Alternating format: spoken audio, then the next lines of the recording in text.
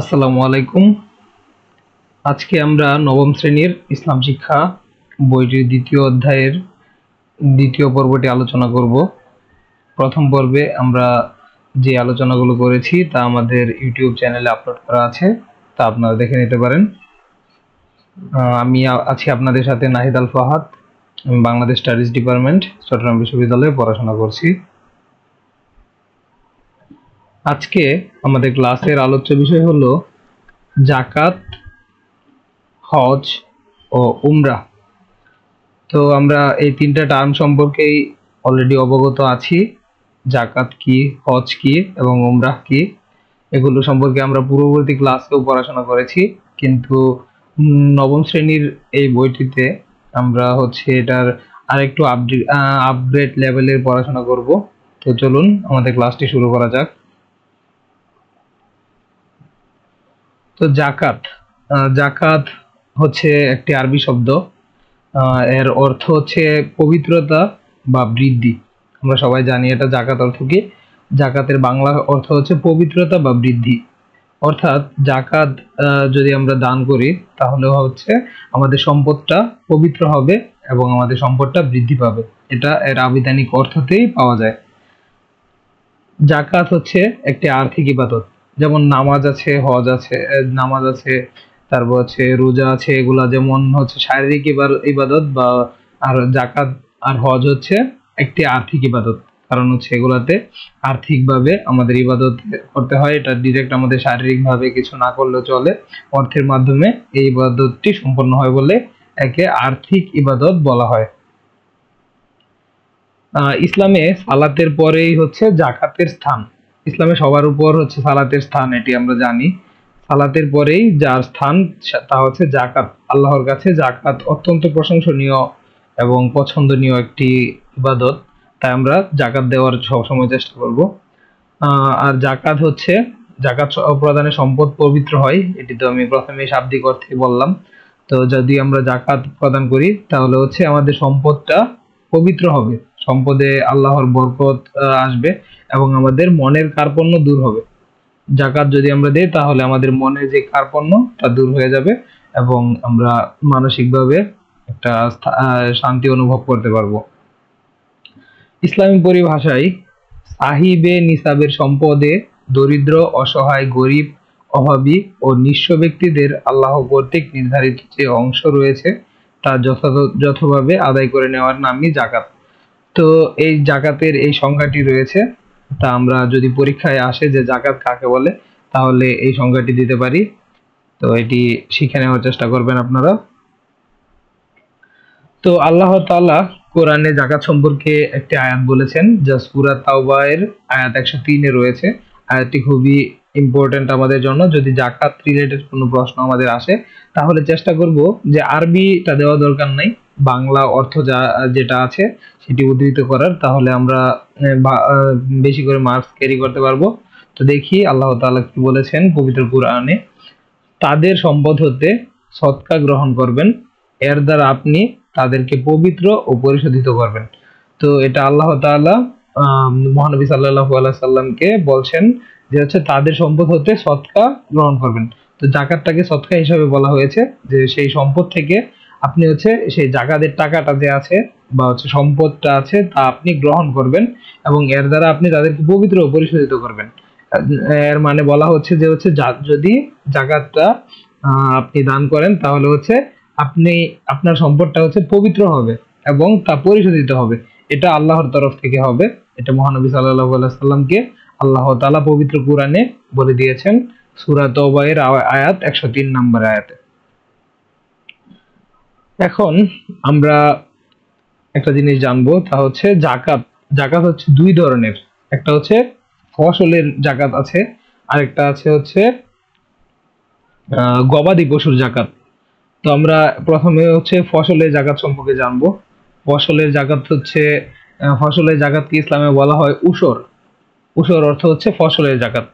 তো ফসলের যাকাতটা কি, চলুন আমরা জানি ফসলের যাকাত কি, আর ফসলে আমরা কি পরিমাণ ফসল হলে যাকাত দিতে হবে, কতটুকু দিতে হবে তা বিষয়ে একটু বিস্তারিত জানবো। তো ফসলের যাকাত কি, চলুন প্রথমে এটাই জেনে নিই। জমিনে উৎপাদিত কৃষি সম্পদের যাকাত। ফসলের জাকাত হচ্ছে জমিনে যে কৃষিটা আপনি উৎপাদন করবেন, কৃষি দ্রব্যটা উৎপাদন করবেন, তার যে জাকাত তাই হচ্ছে ফসলের জাকাত। অর্থাৎ আপনি যদি খেতে হচ্ছে ধান করেন, তারপর হচ্ছে গম করেন, অথবা যে কোনো শাকসবজি ফলান, সেই ফসলের উপর যে জাকাত তা হচ্ছে ফসলের জাকাত। তারপর হচ্ছে নদী, ঝর্ণা বা বৃষ্টির পানি দ্বারা সিক্ত জমি থেকে যে ফসল উৎপাদন হয় তার 1/10 জাকাত প্রদান করাকে উসর বলে। কতটুকু জাকাত? 1/10। এটা মনে রাখতে হবে আমাদের, যে 1/10 আমাদের যেই ফসলে আমরা নদীর পানি অথবা ঝর্ণা অথবা বৃষ্টির পানি দ্বারা মানে ফসলটা ফলাই, এছাড়াও অন্য ফসলও দিতে হবে, কিন্তু আল্লাহ তাআলা এটা বলেছেন যে নদী, ঝর্ণা বা বৃষ্টির পানি দ্বারা আমরা যে ফসলটা ফলাই তার 1/10 মানে হচ্ছে 10/1 আমাদের জাকাত দিতে হবে। যদি আমাদের 10 কেজি ফসল হয়, কথার কথা, যদি আমাদের 10 কেজি ফসল হয়, তা থেকে আমাদের 1 কেজি জাকাত দিতে হবে। এটা হচ্ছে জাকাতের উসর। তবে কৃত্রিম চাষাবাদ পদ্ধতিতে উৎপাদিত ফসলের ক্ষেত্রে 20/1 জাকাত আদায় করতে হবে।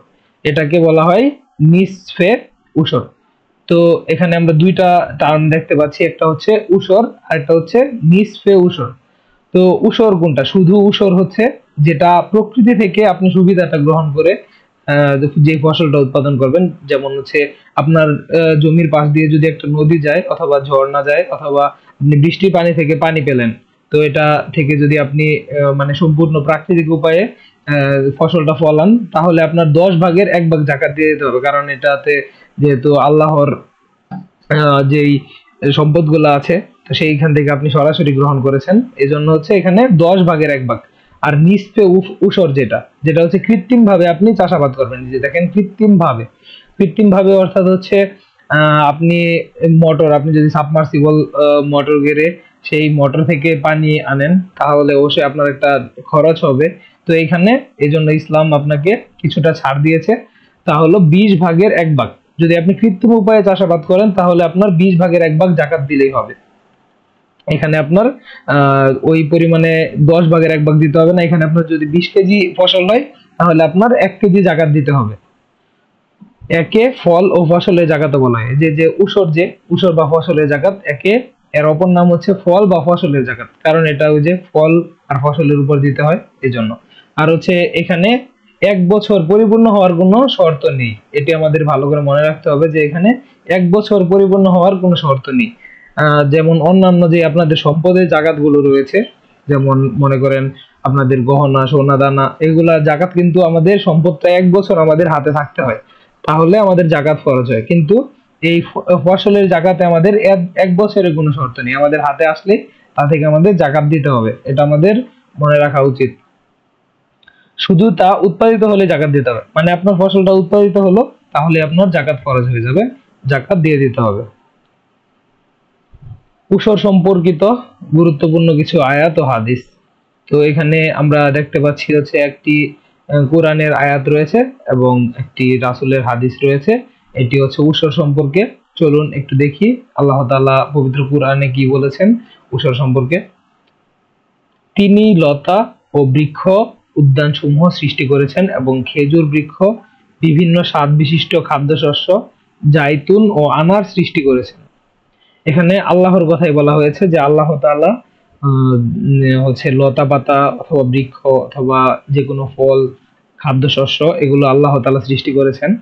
এটার কথা আল্লাহ তাআলা পবিত্র কোরআনে বলছেন, এবং এগুলো একে একে অন্যের সদৃশ ও বিসদৃশ। যখন এগুলো ফলবান হয়, তখন এগুলোর ফল খাও, আর ফসল তোলার দিন ফসলের হক দিয়ে দাও। তো এই যে দেখেন, আল্লাহ তাআলা বলে দিয়েছেন যে হচ্ছে আপনি যখন ফসলটা তুলবেন, তখন হচ্ছে এর হক, এই হকটাই হচ্ছে জাকাত। আপনি কিন্তু হচ্ছে যেই জাকাতটা অন্যকে দান করেন, এটার মানে এই নয় যে আপনি তাকে হচ্ছে দয়া দাক্ষিণ্য করছেন। জাকাত মানে এটা না। জাকাত মানে হচ্ছে আপনি যে ফসলটা দিচ্ছেন, তা হচ্ছে ওই ব্যক্তির হক, আপনি হকটা আদায় করছেন। যেমন আপনি যদি কারো কাছ থেকে 500 টাকা পান, সেটা হচ্ছে আপনার তাকে দিতে হবে, এটা আরেকজনের প্রতি আপনি দয়া করলেন না। ঠিক তেমনি ভাবে আপনি যাকে জাকাতটা দিবেন, তাকে আপনি দয়া করলেন না, তাকে হচ্ছে আপনার তার যে হকটি রয়েছে, আপনি শুধু তার হকটি পূরণ করলেন। এটি আল্লাহ তাআলা তো দেখতে পাচ্ছেন যে বিশেষভাবে এটি বলে দিয়েছেন, যে হচ্ছে তার হক দিয়ে দাও তাকে, অর্থাৎ এটি আমাদের অবশ্যই দিতে হবে, না হলে আমাদের গুনাহ হবে। তো আল্লাহ তাআলা এই আয়াতটি কুরআনের আল আনআম আয়াত 141 বর্ণনা করেছেন। তো এইটি আমরা দেওয়ার চেষ্টা করব, যদি আমাদের যদি প্রশ্ন আসে যে যাকাতের গুরুত্ব বর্ণনা করো, তাহলে হচ্ছে এখানে এই আয়াতটি আমরা চেষ্টা করব, আর তাহলে আমরা ভালো মার্কস ক্যারি করতে পারবো।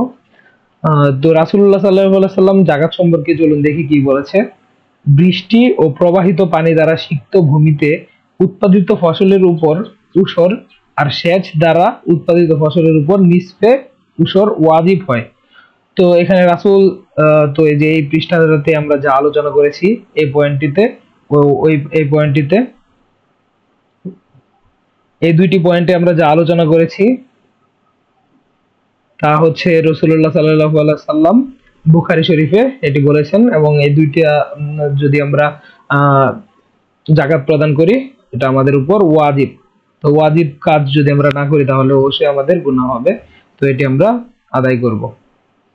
উসরের পরিমাণ, এখন অবশ্যই আমাদের উসরের পরিমাণটা জানতে হবে, না হলে আমরা উসর কিভাবে যাকাত আমরা কিভাবে প্রদান করব। তো এখানে আল্লাহ তাআলা আমাদের নবীকে বলে দিয়েছেন যে এই পরিমাণ ফসল আমাদের হলে আমাদের যাকাত দিতে হবে। চলুন একটু দেখে নিই, এই হিসাবটা আমাদের জানতে হবে। আমাদের যাকাত দেওয়ার জন্য বাস্তব ক্ষেত্রে এটি প্রয়োজন হবে, আর হচ্ছে আমাদের প্রশ্নে আসতে পারে সৃজনশীল ভাবে যে হচ্ছে তার যদি 500 কেজি ফসল হয় তাহলে কয় কেজি যাকাত হবে। তো এটা আমাদের জানার জন্য এই পৃষ্ঠাটা খুবই গুরুত্বপূর্ণ, আপনারা চাইলে স্ক্রিনশট দিয়ে রাখতে পারেন। তো চলুন একটু দেখি কি রয়েছে। কারো কারো মতে এর নির্দিষ্ট কোনো পরিমাণ নেই, মানে হচ্ছে কেউ কেউ মনে করেন যে যাকাতের কোনো নির্দিষ্ট পরিমাণ নেই। তাদের দলিলের হাদিসটি হলো, মানে হচ্ছে যারা মনে করে যে যাকাতের নির্দিষ্ট কোনো পরিমাণ নেই যাকাত দেওয়ার, তারা কি মনে করে, তাদের ধারণাটা কি, তাদের মতাদর্শটা কি, সেটা হচ্ছে হাদিসের অনুযায়ী কি হাদিস, তাদের যে দলিলটি তা একটু দেখি। বৃষ্টি ও প্রবাহিত পানি দ্বারা সিক্ত ভূমিতে উৎপাদিত ফসলের উপর উসর আর সেচ দ্বারা উৎপাদিত ফসলের উপর নিসফে উসর ওয়াজিব হয়। তো এটা তো আগের পৃষ্ঠাতে আমরা দেখে আসলাম হাদিসটি। তো এই হাদিসে কিন্তু নির্দিষ্ট কোনো পরিমাণের কথা বলা নাই, এটা আপনারা খেয়াল করছেন হয়তো, যে এখানে বলা নাই যে 5 কেজি দাও বা 10 কেজি দাও, এরকম কোনো নির্দিষ্ট পরিমাণের কথা বলা নাই। তো একটা গ্রুপ আছে যারা মনে করে যে হচ্ছে নির্দিষ্ট গ্রুপ কোনো পরিমাণ যাকাত না দিলেও হবে, একটা নির্দিষ্ট অংশ মানে আমার যতটুকু মন চায় ততটুকু দিয়ে দিলে হবে। এটা অনেক পণ্ডিতগণ মনে করে থাকেন। তো এটা হচ্ছে তাদের মতামত। তো আরেকটা গ্রুপ আছে যারা মনে করে যে হচ্ছে যাকাতের নির্দিষ্ট একটা পরিমাণ আছে, তাদেরও একটা দলিল আছে, তারাও একটা দলিলের ভিত্তিতেই এটা বলে। তো দেখি আমরা তারা কোন দলিলের ভিত্তিতে বলে তা আগে দেখে নেই। যে 5 ওয়াসাকের কম হলে যাকাত ওয়াজিব নয়, মানে হচ্ছে তারা একটা নির্দিষ্ট পরিমাণের কথা বলছে, যার কম হলে যাকাত দিতে হবে না, যার বেশি হলে যাকাত দিতে হবে। তো হচ্ছে এই 5 ওয়াসাক এটার সাথে আপনারা নিশ্চয়ই পরিচিত নয়। তো হচ্ছে আপনাদের এটা সম্পর্কে জানার জন্য এখানে আমি হচ্ছে কনভার্সনটা দিয়েছি যে হচ্ছে 5 ওয়াসাক কতটুকু। তো 1 ওয়াসাক হচ্ছে 600 সা। সা সম্পর্কে আপনারা নিশ্চয়ই পরিচিত নয়। তো হচ্ছে সা কি এক দেখি এখানে, 1 সা হচ্ছে 3 কেজি, 3 কেজি 300 গ্রাম। তো 3 কেজি 300 গ্রামকে বলা হয় 1 সা। আর হচ্ছে আমাদের 5 ওয়াসাক, তো হচ্ছে আবার এখানে বলা হয়েছে 1 ওয়াসাক ইকুয়াল টু 60 সা। তো এর মানে কি 5 ওয়াসাক ইকুয়াল টু কত হবে, 60 ইন্টু 5 মানে হচ্ছে 300 সা।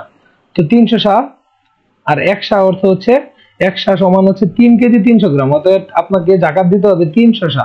300 সা মানে হচ্ছে 990 কেজি বা 24 মণ 30 কেজি। আপনার যদি এই 900, এটা আপনি মনে রাখলেই হবে যে আপনার কত কেজি যদি শস্য হয় তাহলে আপনার যাকাত দিতে হবে, তা হচ্ছে 990 কেজি 24 মণ। 990 কেজি যদি আপনার হয়, অথবা যদি আপনার 24 মণ 30 কেজি হয়, তাহলে হচ্ছে আপনার উপর যাকাত খরচ হবে 900। এই যে লাল দাগ করা আছে যে হচ্ছে আপনার যদি 900 কেজি, আপনি এটা মনে রাখবেন যে আপনার যদি 900 কেজি ফসল হয়, অথবা 24 মণ 30 কেজি ফসল হয়, বা প্রায় 25 মণ ফসল হয়, তাহলে হচ্ছে আপনার উপর যাকাত ফরজ, আপনার যাকাত দিতে হবে। তো যেসব ফসলের উপর যাকাত ধার্য করা হয়েছে তা হচ্ছে এখানে আছে, তা হচ্ছে কি কি দেখি একটু। খাদ্যশস্য, সরিষা, তিল, বাদাম, আখ, খেজুর, আঙ্গুর ইত্যাদি ফল, এগুলোর উপর হচ্ছে যাকাত ফরজ। তারপর হচ্ছে এছাড়া জমিতে উৎপাদিত শাকসবজির উপর উসর ওয়াজিব। কেননা আল্লাহ তাআলা যে কোনো জমিতে উৎপাদিত ফসলের উপর যাকাত দিতে বলেছেন। তো হচ্ছে আমরা মূল কথা হচ্ছে যাই উৎপাদিত হোক তার উপর আমরা যাকাত দেওয়ার চেষ্টা করব। এটা নিয়ে রাসূলুল্লাহ সাল্লাল্লাহু আলাইহি সাল্লাম আমাদের বলেছেন যে হচ্ছে জমিতে যাই উৎপাদিত হবে তাতেই 1/10 যাকাত ধার্য হবে। তো ওই যে আমরা তো আগেই বললাম যে হচ্ছে আপনার উপর জমিতে যাই হবে তার 1/10 মানে হচ্ছে 10/1 আপনার যাকাত দিয়ে দিলেই হবে। তো এটা যাকাত দিয়ে দিবেন। তবে কারো কারো মতে যে সকল শস্য মানুষের সাধারণ খাদ্য হিসেবে বিবেচিত হয় এবং যা ওজন ও গুদামজাত করা যায় সে সকল শস্যই কেবল যাকাত ফরজ। তো হচ্ছে আবার একদল হচ্ছে পণ্ডিত বা জ্ঞানী ব্যক্তি রয়েছেন যারা হচ্ছে মনে করেন যে যে সকল খাদ্য কেবল হচ্ছে ওজন করা যায় এবং গুদামজাত করা হয় সে সকল শস্যের উপরই যাকাত ফরজ। যেমন মনে করেন আপনি তো শাক যে আছে, ধরেন আপনি লাল শাক করলেন, তা তো আপনি গুদামজাত করবেন না অথবা হচ্ছে ওজন করে বিক্রি করবেন না। তো তাদের মতে হচ্ছে ওইগুলোর যাকাত না দিলেও হবে, কিন্তু হচ্ছে গম, জব, কিশমিশ, খেজুর যেগুলো হচ্ছে এগুলো কিন্তু আপনারা গুদামজাত করেন, তো এগুলোর উপর হচ্ছে আপনার যাকাত দিতে হবে। এটা হচ্ছে আপনার যাকাত দেওয়া ফরজ। তো এটাই বলা হয়েছে। এখন হচ্ছে আমরা পড়বো গবাদি পশুর যাকাত। তো এতক্ষণ আমরা পড়ছিলাম হচ্ছে ফসলের উপর যাকাত, এখন আমরা জানবো হচ্ছে গবাদি পশুর যাকাত সম্পর্কে। তো এটা তো আপনারা বুঝতে পারছেন যে গবাদি পশুর যাকাতে অবশ্যই গবাদি পশুর উপর যে যাকাতটি তার কথাই বলা হবে। তো দেখি কি গবাদি পশুর উপর আমাদের যাকাত দিতে হবে। তা হচ্ছে গরু, উট, ভেড়া, মহিষ, দুম্বা ও ছাগল। এটা আপনারা চাইলে স্ক্রিনশট দিয়ে রাখতে পারেন। তো এই যে গবাদি পশুগুলো আমি বর্ণনা করলাম এগুলোর উপর আপনার যাকাত ফরজ হবে, তো এগুলোর উপর যাকাত দিয়ে দিবেন। তো গবাদি পশুর উপর যাকাত ফরজ হওয়ার জন্য শর্ত সমূহ। আপনার যে গবাদি পশু থাকলে যাকাত দিতে হবে এরকম না, আপনার উপর কিছু শর্ত রয়েছে, এই শর্তগুলো যদি আপনার পূরণ হয় তাহলে যাকাত দিতে হবে, নয়তো যাকাত দিতে হবে না। তো দেখি কি বলা হয়েছে এখানে শর্তগুলো। প্রতিটি জাতের গবাদি পশুর সংখ্যা ভিন্ন ভিন্ন ভাবে নিসাব পরিমাণ হতে হবে। তো নিসাব মানে কি? নিসাব মানে হচ্ছে নির্দিষ্ট পরিমাণ। তো আপনার প্রতিটি জাতের গবাদি পশু যা রয়েছে, মানে একটা জাতের যে আপনার গবাদি পশু থাকবে তার হচ্ছে নির্দিষ্ট পরিমাণ মতো যদি আপনার হয় তাহলে যাকাত দিতে হবে। আমরা পরবর্তীতে পরিমাণ সম্পর্কে জানবো যে নিসাব কতটুকু, আপাতত এটুকু জেনে রাখুন যে নির্দিষ্ট নিসাব পরিমাণ হইতে হবে। তারপর হচ্ছে গবাদি পশু চারণ ভূমিতে বিচরণশীল হতে হবে। তো হচ্ছে আপনি গবাদি পশু হচ্ছে যদি চারণ ভূমিতে আপনার বিচরণ করেন তাহলে তার উপর যাকাত দিবেন। চারণ ভূমি হচ্ছে যেগুলো হচ্ছে যে খোলা মাঠ টাট রয়েছে সেগুলো হচ্ছে চারণ ভূমি। তো আরেকটা শর্ত হচ্ছে নিসাব পরিমাণ পশু পূর্ণ 1 বছর মালিকানাধীন থাকতে হবে। এটা কিন্তু ফসলের মতো না। ফসল কি ছিল? ফসল হচ্ছে আপনার পরিমাণ 1 বছর থাকলেও যাকাত দিতে হবে, না থাকলেও দিতে হবে, অর্থাৎ আপনি ফসল তুললে আপনার ফসলের যাকাত দিতে হবে। কিন্তু আপনার যে গবাদি পশুগুলো রয়েছে তা যদি নিসাব পরিমাণ থাকে এবং 1 বছর আপনার মালিকানাধীন থাকে, যেমন মনে করেন আপনি 9 মাস যদি মালিকানাধীন থেকে বিক্রি করে দেন তাহলে আপনার এটার উপর যাকাত দিতে হবে না। যদি আপনার কাছে 1 বছর থাকে তাহলে আপনার যাকাত ফরজ হবে। তো এই তিনটি হচ্ছে শর্ত, এটি অবশ্যই আমাদের মনে রাখতে হবে, এটি আপনারা মনে রাখার চেষ্টা করবেন। তো এখন আমরা জানবো যে হচ্ছে নিসাব কার কতটুকু, কোন প্রাণীর কতটুকু হলে নিসাব হবে। যে এখানে যে বলা আছে যে নিসাব পরিমাণ, তো এখানে আপনার জানতে হবে এখন কোন প্রাণীর কতটুকু নিসাব। তো এখানে আমরা এখন দেখতে পাচ্ছি যে উটের নিসাব কতটুকু। তো এখানে বলা হয়েছে এই যে লাল কালি করা আছে দেখতে পাচ্ছেন যে হচ্ছে উট 5টি হলে যাকাত প্রদান করতে হয়, এর কম হলে যাকাত ফরজ হয় না। তো আপনার কাছে যদি 5টি উট 1 বছর থাকে তাহলে হচ্ছে আপনি যাকাত দিবেন।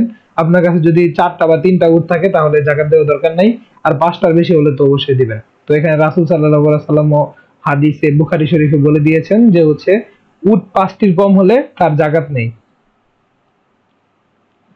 এখন আমরা জানবো হচ্ছে গরু মহিষের নিসাব।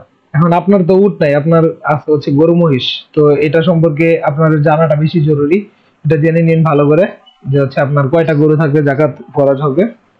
তো উট বা মহিষের যাকাত একই নিয়মে প্রদেয় হবে, সরি, গরু বা মহিষের যাকাত একই নিয়মে প্রদেয় হবে। আপনার গরু আর মহিষে কোনো ভেদাভেদ নেই, গরু যতটা মহিষ ততটা হিসাবে যাকাত হবে আপনার। তো গরু বা মহিষ যদি আপনার 30টা হয়, আপনার যদি 30টা গরু মহিষ থাকে 1 বছর সময় ধরে তাহলে হচ্ছে আপনার যাকাত ফরজ হবে। উট ছিল যেমন 5টা, তেমন গরু যদি আপনার 30 গরু বা মহিষ যদি 30টা থাকে তাহলে আপনি যাকাত দিবেন, আর 30টার যদি কম থাকে তাহলে আপনার যাকাত দেওয়ার দরকার নেই। এখানে হাদিসে কি বলা হয়েছে চলুন দেখি। মুয়াজ ইবনে জাবাল রাদিয়াল্লাহু আনহু বলেন, রাসূলুল্লাহ সাল্লাল্লাহু আলাইহি সাল্লাম যখন আমাকে ইয়ামানের উদ্দেশ্যে পাঠালেন তখন তিনি আমাকে নির্দেশ দিলেন আমি যেন প্রতি 30টি গরুতে একটি তাবি অথবা তাবিআহ, মানে তাবিয়া মানে হচ্ছে 1 বছরের গরু, 1 বছরের যেগুলা গরু তাকে বলা হয় তাবি বা তাবিয়া। ওই যে আপনাকে যে বললাম যে 1 বছর পরিমাণ থাকতে হবে, তো হচ্ছে গ্রহণ করি, এবং প্রতি 40টিতে একটি মুসিন্না 2 বছরের গরু, মানে হচ্ছে 1 বছরের গরুগুলা হচ্ছে 30টাতে একটা দিতে হবে। আর হচ্ছে যেগুলো আপনার কাছে 2 বছরের গরু আছে, যেগুলো 2 বছর ধরে আপনার কাছে আছে, অথবা 2 বছর বয়সের গরুগুলা, তা আপনি 40টাতে একটা দিতে হবে, কারণ এগুলা হচ্ছে বেশি বড়, এগুলাতে আপনার 40টাতে একটা দিতে হবে, আর হচ্ছে এখানে দিতে হবে 30টাতে একটা দিতে হবে। তো এটা তিরমিজি নামক হাদিসে বর্ণিত রয়েছে, এটা আপনারা মনে রাখার চেষ্টা করবেন। মূল কথা হচ্ছে আপনার যদি 30টা গরু থাকে বা মহিষ থাকে তাহলে হচ্ছে আপনি জাকাত দিবেন, এর কম হলে জাকাত আপনার উপর ফরজ নাই, এর বেশি হলে অবশ্যই দিতে হবে। তো হচ্ছে এখন আমরা বকরি বা ভেড়া বা দুম্বা, এগুলো হচ্ছে ছাগল যদি থাকে আপনার, তাহলে আপনি কতটুকু জাকাত দিবেন চলুন দেখি।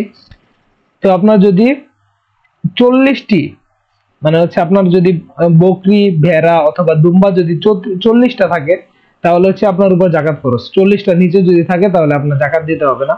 তো দেখি রাসূলুল্লাহ সাল্লাল্লাহু আলাইহি সাল্লাম কি বলেছেন এই সম্পর্কে হাদিসে। বকরি 40টি থেকে 120টি পর্যন্ত একটি বকরি, মানে আপনার যদি 40 থেকে 120টা বকরি থাকে, মনে করেন আপনার 80টি বকরি আছে, তাহলে আপনি একটি বকরি জাকাত দিবেন। আবার যদি 120টা থেকে 200টি হয়, ঠিক আছে, তাহলে হচ্ছে আপনি দিবেন 2টি, মানে আপনার যদি 150টা থাকে, 150টা থাকে, তাহলে হচ্ছে আপনি দিবেন 2টি। আর যদি আপনার 200 থেকে 300 বকরি থাকে তাহলে হচ্ছে আপনি দিবেন 3টি, ঠিক আছে। এর মানে হচ্ছে ধরেন আপনার 250টা বকরি আছে, 250টা, তাহলে হচ্ছে আপনি দিবেন 3টি বকরি। তো 300-র বেশি যদি হয় তাহলে হচ্ছে প্রতি শতে আপনার একটা একটা করে বাড়বে, মানে মনে করেন 400 হলো তাহলে হচ্ছে 4টি দিবেন, 500 হলে 5টি দিবেন, এমনি দিবেন, ঠিক আছে। তো আপনার কাছে তো হয়তো বা এতটা বকরি থাকবে না, যদি হচ্ছে 40টাই থাকার কথা, যদি আপনি ব্যবসায়ী না থাকেন, তো এই অনুযায়ী আপনারা জাকাত দিয়ে দিবেন। 40টার যদি বেশি হয় তাহলে হচ্ছে জাকাত দিয়ে দিবেন একটা, তাহলেই আপনার জাকাত আদায় হয়ে যাবে ইনশাল্লাহ। এখন আমরা জানবো যে ব্যবসায়িক সম্পদের উপর যে জাকাত, এগুলা জানবো। তো আপনার ব্যবসায়িক সম্পদ কতটুকু হলে জাকাত দিতে হবে? ব্যবসায়িক সম্পদের জাকাত সোনা রূপার জাকাতের পরিমাণের মতোই 2.5% হারে আদায় করতে হয়। তো হচ্ছে সোনা রূপার যেরকম 2.5% আপনার কাছে থাকলে জাকাত দিতে হবে, 2.5% আপনার দিতে হবে জাকাতের জাকাত, তেমনি ব্যবসায়িক সম্পদের ক্ষেত্রে সেম পরিমাণটা হচ্ছে সেম 2.5%। আর হচ্ছে যেসব সম্পদ ব্যবসার উদ্দেশ্যে ক্রয় বিক্রয় করা হয় তাকে ব্যবসায়িক সম্পদ বা পণ্য বলে। এটা হচ্ছে ব্যবসায়িক সম্পদের সংজ্ঞা। তো এটা আপনারা হচ্ছে সংজ্ঞা পড়ার তো আর দরকার নাই, এটা আপনারা এমনি বুঝতে পারবেন যে ব্যবসায়িক সম্পদ কাকে বলে। তারপর হচ্ছে আপনার কেন জাকাত গণ্য হবে না, এখানে লাল কালি দিয়ে বলা আছে, এটা ইম্পর্টেন্ট তাই আমি লাল কালি করে রেখেছি। তো এখানে হচ্ছে পারিবারিক প্রয়োজনে কোনো সম্পদ বা পণ্য ক্রয়ের পর লাভে বিক্রি করে দিলেও তা ব্যবসায়িক পণ্য হিসেবে গণ্য হবে না। আপনি যদি হচ্ছে পারিবারিক কোনো প্রয়োজনে একটা গরু ছাগল বা গরু ছাগল না, মানে হচ্ছে আপনি কোনো সম্পদ কিনেন, যেমন মনে করেন আপনি হচ্ছে একটা টেবিল কিনলেন, সেটা হচ্ছে আপনার পারিবারিক প্রয়োজনে, মানে হচ্ছে আপনি পড়াশোনা করার জন্য একটা টেবিল কিনলেন, এটার জন্য আপনার জাকাত খরচ হবে না। কিন্তু মনে করেন আপনি টেবিলের ব্যবসা করেন, যে হচ্ছে আপনার 100টা টেবিল আছে, একটা দোকান আছে আপনার টেবিলের, তো সেই ক্ষেত্রে আপনার জাকাত দিতে হবে। তো এটা শর্ত, এটা এটা মনে রাখার চেষ্টা করবেন। তারপর হচ্ছে ব্যবসায়িক পণ্য জাকাত প্রদানের জন্য সারা বছর বিদ্যমান থাকা জরুরি নয়। এটা হচ্ছে ওই যে কৃষি ফসলের মতো, এটার জন্য আপনার সারা বছর থাকতে হবে না। জাকাত নিরূপণকালে বছর সমাপ্তি দিবসে মালিকানায় যে সম্পদ থাকবে তাই সারা বছর ছিল ধরে নিয়ে তার উপর জাকাত প্রদান করতে হবে। তো হচ্ছে আপনার যখন জাকাত নেওয়া হবে তখন হচ্ছে একটা নির্দিষ্ট পরিমাণ ধরে আপনি জাকাত দিয়ে দিবেন। এখানে 1 বছরের কোনো শর্ত নেই, গরু ছাগলের মতো যে 1 বছর থাকতে হবে, এখানে হচ্ছে আপনার 1 বছর না থাকলেও আপনার উপর জাকাত ফরজ। তো যেসব ব্যবসায়িক সম্পদের উপর জাকাত নেই, তো আপনার আবার যে কোনো যে হবে জিনিসের উপর জাকাত ফরজ না। তো দেখি কি কি কিসের উপর আপনার জাকাত ফরজ না, এসব একটু দেখে নিই। ব্যবসায়ের স্থাবর পণ্য বা ব্যবসায়ের যন্ত্রপাতি, ব্যবহৃত যন্ত্রপাতি, দালান কোঠা, জমি, কলকারখানা, গোলা রুম, গোলাঘর, শোরুম, ব্যবহৃত শেলফ, চেয়ার, টেবিল, ফার্নিচার ইত্যাদির উপর জাকাত ধার্য হবে না। তো মনে করেন আপনার একটা দোকান রয়েছে, সেই দোকানের যে ঘর তাকে বলা হয় স্থাবর পণ্য, মানে যেগুলা জিনিস হচ্ছে সরানো যায় না তাকে আমরা স্থাবর পণ্য বলি। আর অস্থাবর পণ্য হচ্ছে যেগুলো হচ্ছে আপনি সরাতে পারেন।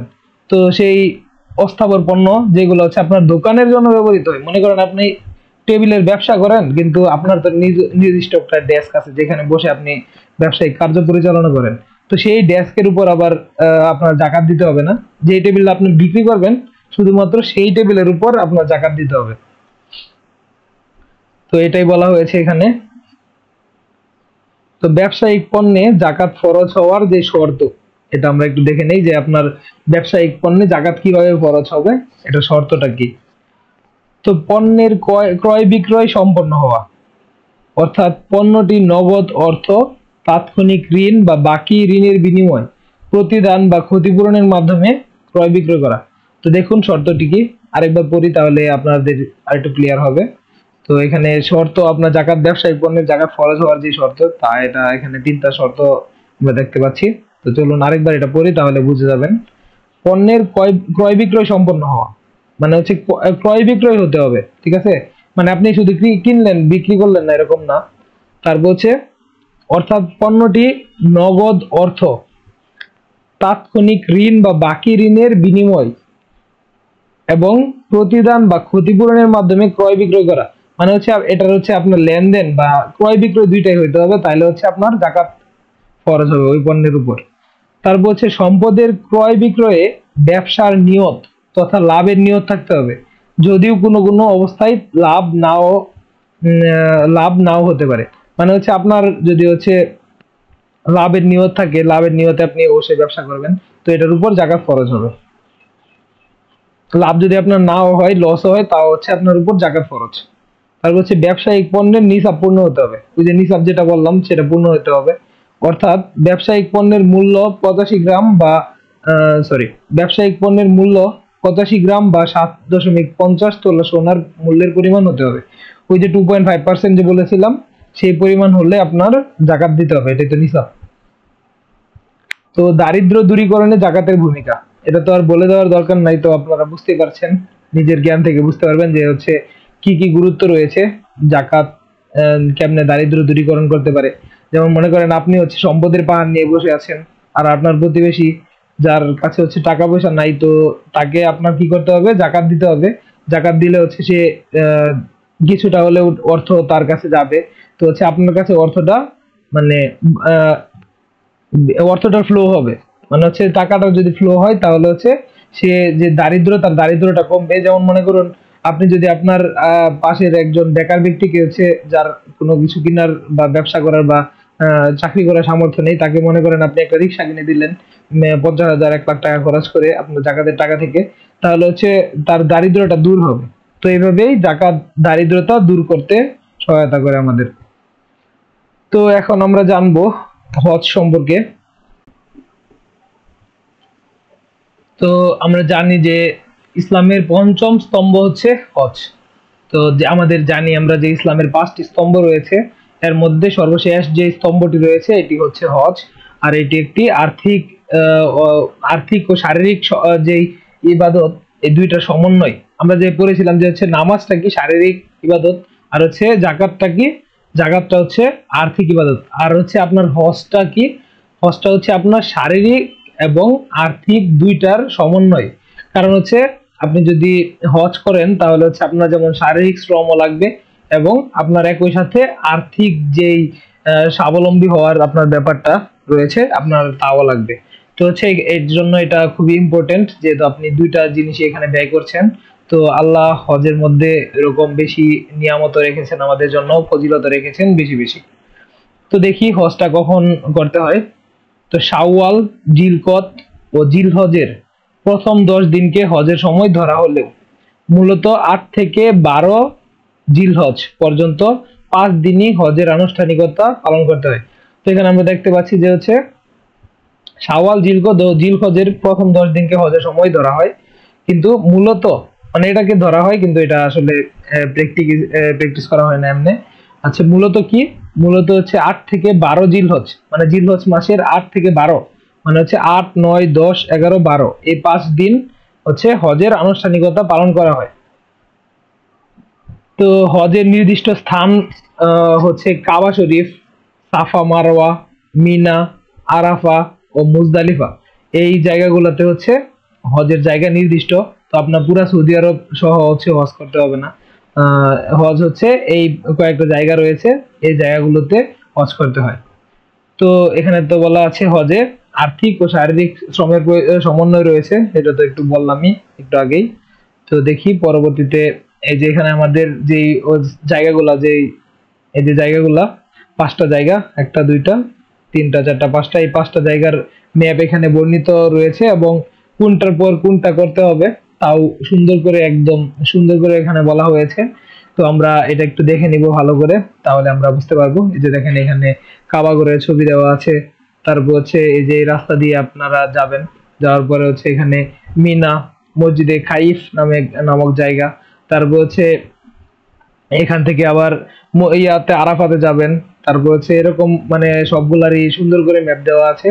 এটা দেখে নেবেন একটু ভালো করে, এটা আমাদের পরীক্ষার জন্য জরুরি না হলেও মানে ইন্টারেস্ট থেকে দেখে নেবেন, ভালো লাগবে এটা দেখলে।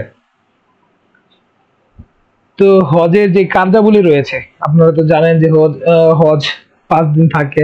তো হচ্ছে হজের মধ্যে কি কি কাজ করতে হবে, তো এটা আপনাদের জেনে রাখা দরকার। চলুন এটা জেনে নিই যে কি কি কাজ করা হয়, কোন দিনে কোন কাজটা করা হয়। তো হজের যে 5 দিন, 5 দিনের মধ্যে প্রথম দিন আপনার মিনার উদ্দেশ্যে যাত্রা করতে হবে। এই যে দেখেন, আপনার হচ্ছে কি করতে হবে, মিনার উদ্দেশ্যে যাত্রা করতে হবে প্রথম দিনে। এই যে এখান দিয়ে মিনার উদ্দেশ্যে যাইতে হবে আপনার প্রথম দিন। তারপর হচ্ছে হজের দ্বিতীয় দিন কি করতে হবে, আরাফায় অবস্থান করতে হবে আপনার। তারপর হচ্ছে এই যে আপনার কি করতে হবে, আরাফায় অবস্থান করতে হবে, যে এদিকে আপনার এখানে দ্বিতীয় দিন থাকতে হবে, এই যে এই জায়গাতে আরাফায় আপনি থাকবেন দ্বিতীয় দিন। তারপর হচ্ছে হজের তৃতীয় দিন কি করবেন, পাথর নিক্ষেপ করবেন। ওই যে আপনারা তো শুনেছেন যে হচ্ছে শয়তানের গায়ে হচ্ছে পাথর নিক্ষেপ করা হয়। তারপর হচ্ছে কুরবানি করে, যদি ওই দিন আমাদের এখানে ঈদ থাকে, ওইখানে সরি আমাদের এখানে তো একদিন পরে ঈদ হয়, তো হচ্ছে ওইখানে ঈদ থাকে ওই দিন কি করে কুরবানি করবেন। তারপর হচ্ছে চুল মুন্ডন করবেন। এখানে হচ্ছে হাজী সাহেবরা চুলকে মানে ন্যাড়া করে ফেলে, মাথা চুল মুন্ডন করে এবং তাওয়াফ করে, ঠিক আছে। তারপর হচ্ছে হজের চতুর্থ দিন কি করে, মিনাই রাত যাপন এবং পাথর নিক্ষেপ। এখানে মিনাই থাকে, যে এখানে থাকে এবং হচ্ছে এখানে রাত যাপন করে এবং পাথর নিক্ষেপ করে। কোন দিন, হজের চতুর্থ দিন। তারপর হচ্ছে হজের পঞ্চম দিন কি করে, মিনাই রাত যাপন এবং পাথর নিক্ষেপ, সেম একই কাজ হচ্ছে করে হচ্ছে চতুর্থ ও পঞ্চম দিনে, এবং অন্যান্য আনুষঙ্গিক কাজ তো করেই। ওইটা হচ্ছে কিন্তু হচ্ছে প্রধান এই 5টা কাজ করে এই 5 দিনে, এবং শেষে হচ্ছে কি করে, বিদায়ী তাওয়াফ করে, ঠিক আছে। তো এইগুলা হচ্ছে আমাদের হজের প্রধান কার্যাবলী, এগুলো হচ্ছে আমাদের হজের প্রধান কার্যাবলী। এখন হজ হচ্ছে 3 ধরনের, সাধারণত এটা আমাদের অনেকের জানা নাই। তো এখানে আমরা যে দেখি কি কি ধরন রয়েছে। প্রথম যে ধরন তার নাম হচ্ছে তামাত্তু, আর হচ্ছে দ্বিতীয় ধরনটি হচ্ছে কিরান, ও তৃতীয় ধরন হচ্ছে ইফরাদ।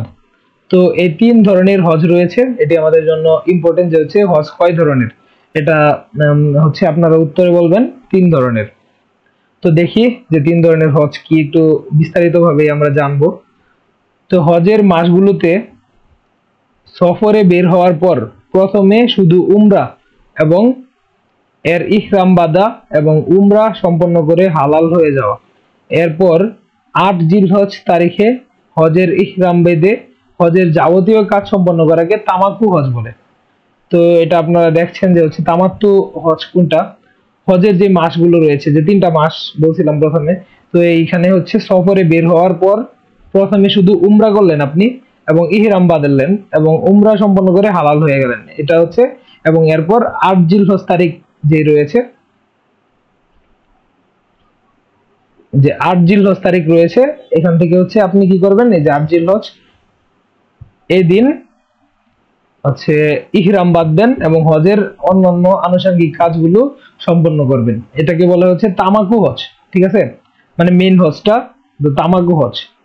তো তামাকু হজের নিয়ম, তো এই নিয়মগুলো আপনারা পড়ে নেবেন। তামাকু হজে কি করতে হয় এটা আর আমি পরে সময় নষ্ট করছি না, তো আপনারা এটা পড়ে নেবেন নিজ থেকে রিডিং, তাহলেই আশা করি বুঝতে পারবেন এটা নিজেরাই। তারপর হচ্ছে কিরান হজ। কিরান হজটাকে একটু দেখি। এক সফর ও এক ইহরামে উমরা ও হজ আদায় করাকে কিরান হজ বলে। অর্থাৎ হজের সফরে ইহরাম বেঁধে প্রথমে উমরা আদায় করা এবং ওই ইহরাম থেকে হজের নির্ধারিত দিনে হজের কার্যাবলী সম্পন্ন করাকে কিরান হজ বলে।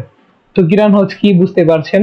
তো হজের যেই সফরে আপনি গেলেন, তো ওই একই সফরে আপনি সফরেও গেলেন এবং ইহরামের মাধ্যমে উমরা এবং হজ আদায় করলেন, এটাই হচ্ছে কিরান হজ। এবং কিরান হজে ইহরাম বেঁধে উমরা আদায় করতে হবে এবং ওই ইহরামে নির্দিষ্ট কার্যাবলী আপনার সম্পন্ন করতে হবে। তো এটারও নিয়ম এখানে বর্ণিত রয়েছে, আপনারা এটা পড়ে নেবেন, খুবই সহজ, রিডিং পড়লে বুঝে ফেলতে পারবেন ইনশাল্লাহ।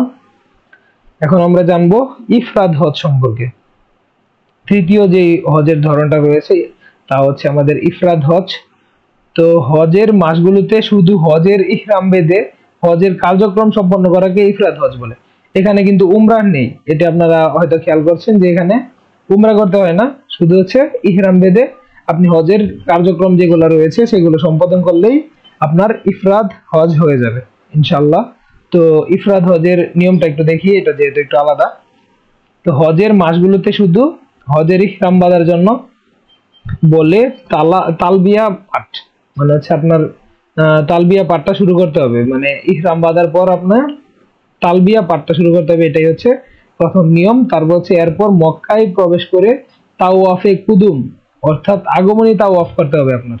যে হচ্ছে প্রথমে মক্কায় গিয়ে আপনি যে তাওয়াফটি করবেন তার আরবি নাম হচ্ছে তাওয়াফে কুদুম, এর অর্থ হচ্ছে আগমনী তাওয়াফ, মানে আপনি আসলেন তখন যে তাওয়াফটা তা হচ্ছে তাওয়াফে কুদুম। এটা অবশ্যই আপনারা পূর্ববর্তী ক্লাসে পড়ে থাকবেন যে তাওয়াফ কি। এখানে তো একটু ডিটেলসে মানে আপগ্রেড লেভেলের আলোচনা রয়েছে।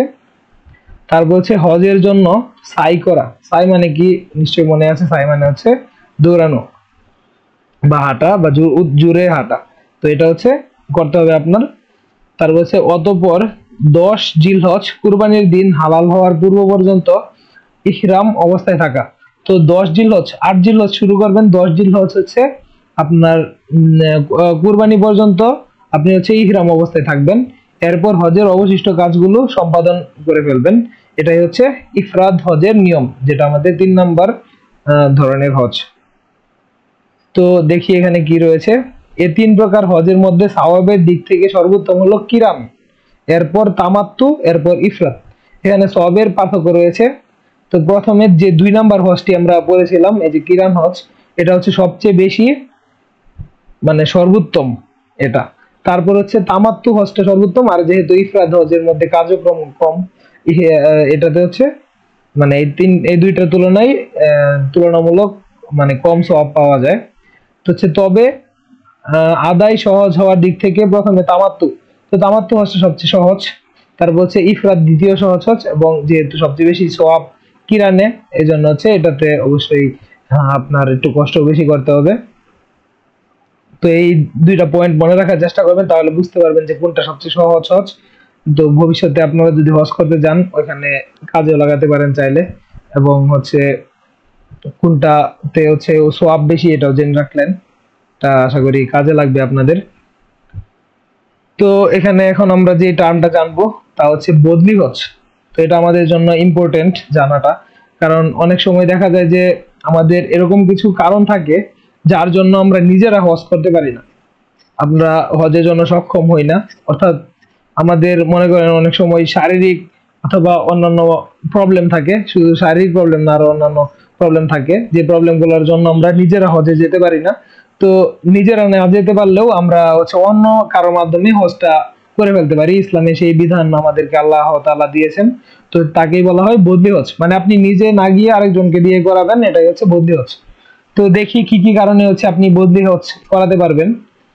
হজ ফরজ হওয়ার পর আদায় না করে মৃত্যুবরণ করলে, তো মনে করেন আপনার হজ ফরজ ছিল, মানে আপনার ওই পরিমাণ টাকা আপনার ছিল, কিন্তু আপনি যেই টাইমে আপনার যাওয়ার কথা ছিল আপনি করলেন না, তো এর আগে মৃত্যুবরণ করলেন, তখন আপনার হজটা আপনার ছেলেমেয়েরা বা আপনার ভাই বোন বা আত্মীয় স্বজন আপনার হজটা করাতে পারেন। এটা হচ্ছে মানে বদলি হজ, এটার একটা মানে শর্ত, বা এই কারণে আপনি বদলি হজ করতে পারেন। এবং হজ ফরজ হওয়ার পর তা আদায়ের আগে বন্দী হলে, তো মনে করেন আপনার উপর হজ কিন্তু আপনি জেলখানায় বন্দী হয়ে গেছেন, আপনি হজ করতে পারছেন না, তখন হচ্ছে আপনি মানে বদলি হজ করাতে পারবেন অন্যকে আপনার অর্থ দিয়ে। তো এমন অসুস্থ হলে যাতে আরোগ্য হওয়ার কোনো সম্ভাবনা নেই। এখন মনে করেন আপনার এরকম একটা অসুস্থতা হলো যেটাতে আপনি আরোগ্য হতে পারবেন না, এখন আপনি অসুস্থতার জন্য মনে করেন ভিসা পাসপোর্ট পাচ্ছেন না, তখন হচ্ছে, কারণ অসুস্থ মানুষকে সরকার ভিসা পাসপোর্ট দেয় না হজ করতে যাওয়ার জন্য, তখন আপনি কি করতে পারেন, তখন আপনার অন্য আরেকজন ব্যক্তির মাধ্যমে হজটি আদায় করে নিতে পারবেন। তো শারীরিকভাবে চলাচলে অক্ষম হয়ে গেলে, যেমন মনে করেন আপনার বয়স হয়ে গেছে 100, তো হচ্ছে আপনি শারীরিকভাবে চলতে পারেন না, তখন হচ্ছে আপনি আপনার হজটা অন্য কারোর মাধ্যমে করাতে পারেন। এবং দৃষ্টিশক্তি হারিয়ে ফেললে বা একেবারেই অন্ধ হয়ে গেলে, তো মনে করেন আপনি হচ্ছে দৃষ্টিশক্তি হারিয়ে ফেললেন, অথবা অনেক অন্ধ আমাদের ভাই বোন বা আত্মীয় স্বজন রয়েছে, তো তাদের ক্ষেত্রে তারা না গিয়ে অন্য কাউকে যদি হচ্ছে হজ পাঠায়, তাহলে ইনশাল্লাহ বদলি হজ পালন হয়ে যাবে। তো এমন বয়োবৃদ্ধ হয়ে গেলে যে বাহনে চলাচলের সক্ষমতাও নেই, তো আপনার তো হজ করা তো বললেই হয় না, তো হচ্ছে আপনার এই বাংলাদেশ থেকে সৌদি আরব যাইতে হবে, তো অনেক দূরের ব্যাপার। এজন্য আপনার যদি এমন অবস্থা হয় যে এমন বৃদ্ধ হয়ে গেলেন আপনি, যে বিদেশে সৌদি আরব যাওয়ার মতো সক্ষমতা আপনার নেই, শারীরিক সক্ষমতা নেই, তখন আপনি আপনার পরিবর্তে অন্য কাউকে দিয়ে হজ করাতে পারবেন। নারী তার হজের সময়ে সফরে স্বামী বা উপযুক্ত মাহরাম পুরুষ সঙ্গী না পেলে, এই যে এটা হচ্ছে অনেক ইম্পর্টেন্ট একটা পয়েন্ট। তো নারীর প্রথমে নিজের হজ মানে একা করার সম্ভবত বিধান নেই, তো এখানে হচ্ছে তার তার সাথে একজন মাহারাম পুরুষ, মাহারাম তো 11 জন পুরুষ, এটা আপনাদের এতদিনে জানার কথা যেহেতু নবম শ্রেণীতে পড়েন। তো হচ্ছে এই 11 জন পুরুষ যদি তার সাথে সে সঙ্গী না পায়, তাহলে হচ্ছে সে অন্য কাউকে দিয়ে সে হজটি করায় ফেলতে পারে। এবং কোনো কারণে রাস্তা যদি অনিরাপদ হয়, তাহলে হচ্ছে তার হজ না করলে চলবে। এখন মনে করেন আপনার হচ্ছে পদ্মা সেতু নাই, পদ্মা নদী দিয়ে সাঁতার দিয়ে হচ্ছে হজ করতে যেতে হবে, কথার কথা, এটা মজা করলাম। তো এরকম যদি হয় তাহলে হচ্ছে আপনার অন্য মানুষকে দিয়ে আপনি হজ করাই ফেলতে পারেন।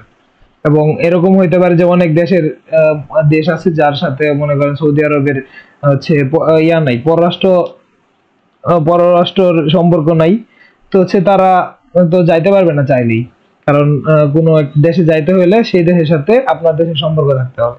তো এটা যদি না হয় এরকম আপনার, তাহলে আপনি অন্য কারোর মাধ্যমে সেই হজটা আদায় করে ফেলতে পারবেন।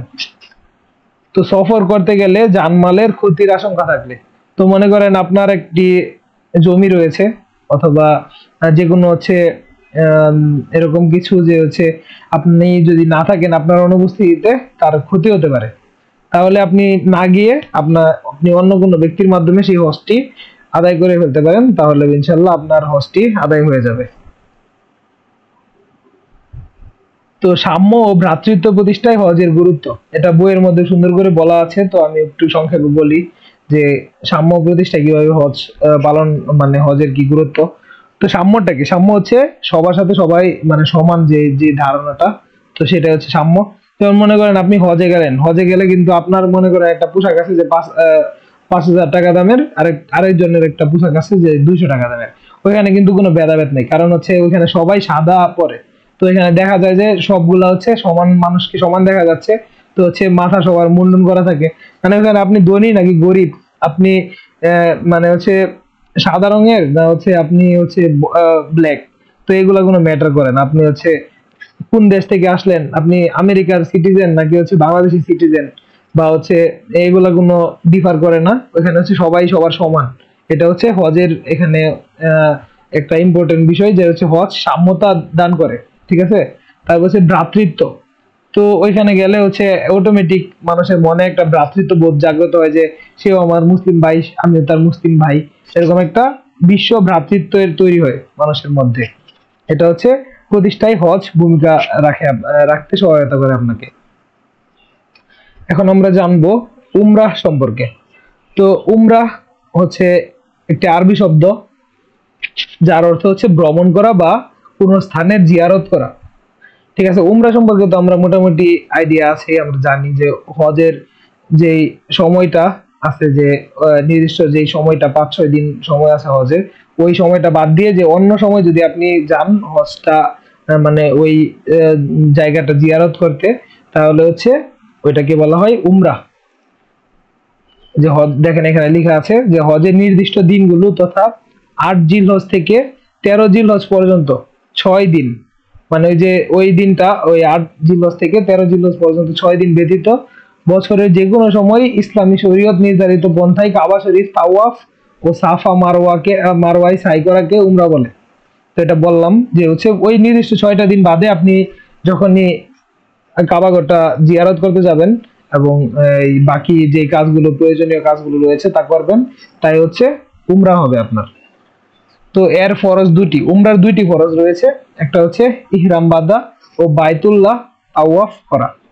ঠিক আছে, এই দুইটা হচ্ছে উমরার ফরজ ফরজ কাজ। এই দুইটা না করলে উমরা হবে না। আপনি যদি ইহরাম না বাঁধেন অথবা বাইতুল্লাহ তাওয়াফ না করেন, তাহলে হচ্ছে আপনার উমরাটা হচ্ছে সঠিকভাবে আদায় হবে না। তো উমরায় দুইটা ওয়াজিবও রয়েছে। উমরায় দুইটা ওয়াজিব হচ্ছে সাফা ও মারওয়ার মাঝে সাই করা ও মাথা মুন্ডন অথবা চুল কাটা। তো আপনি যদি হচ্ছে সাফা ও মারওয়া আপনার হচ্ছে সাই করতে হবে এবং মাথা মুন্ডন করতে হবে, এটা হচ্ছে হজের ওয়াজিব কাজ, উমরার ওয়াজিব কাজ। এখন আমরা জানবো হচ্ছে কুরবানি সম্পর্কে। তো কুরবানি কুরবানি হচ্ছে আপনাদের অলরেডি আইডিয়া আছে কুরবানি সম্পর্কে, এটা আর পড়ানোর মতো বিষয় না, কিন্তু তাও একটা প্রাথমিক ধারণা দেই। তো কুরবানি হচ্ছে একটা আরবি শব্দ যার অর্থ হচ্ছে উদহিয়া। এটার অর্থ হচ্ছে কুরবানি, খুব কঠিন একটা নাম উদহিয়া। তো এর অর্থ হচ্ছে বাংলা অর্থ কুরবানি, এর আবেদনিক অর্থ হচ্ছে ত্যাগ উৎসর্গ নিবেদন করা।